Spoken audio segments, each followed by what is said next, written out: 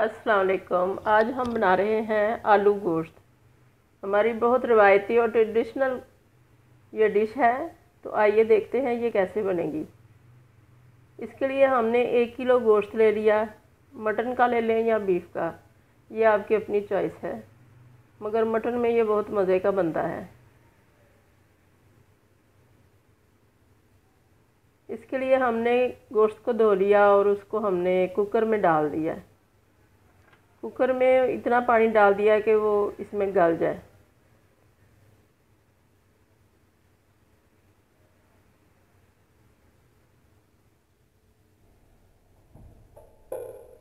और साथ हमने इसमें लहसुन और प्याज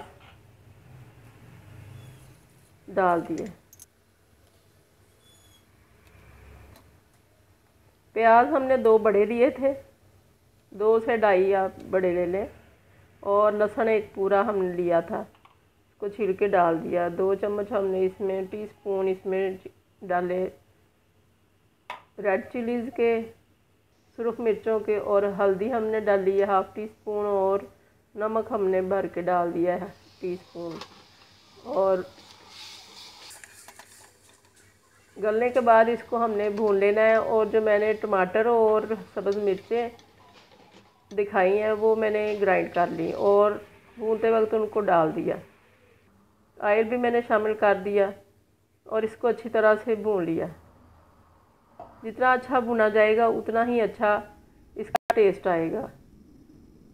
गोश्त का गला होना भी बहुत ज़रूरी है, ऐसे गला हो कि वो आराम से हाथ से टूट जाए, इतना गला होना चाहिए। इसके बाद मैंने भूनते हुए इसमें मैंने दही डाल दिया। आधी प्याली मैंने इसमें दही डाला है।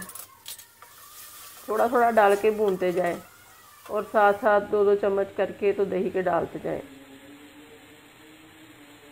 2 चम्मच मैंने इसमें डाल दिए।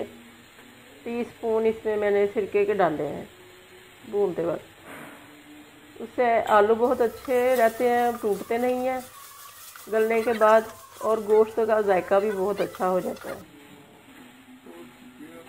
अच्छी तरह भूनने के बाद मैंने इसमें आलू ऐड कर दिए। आलू मैंने आधा किलो लिए थे, बड़े बड़े पीस मैंने काट लिए।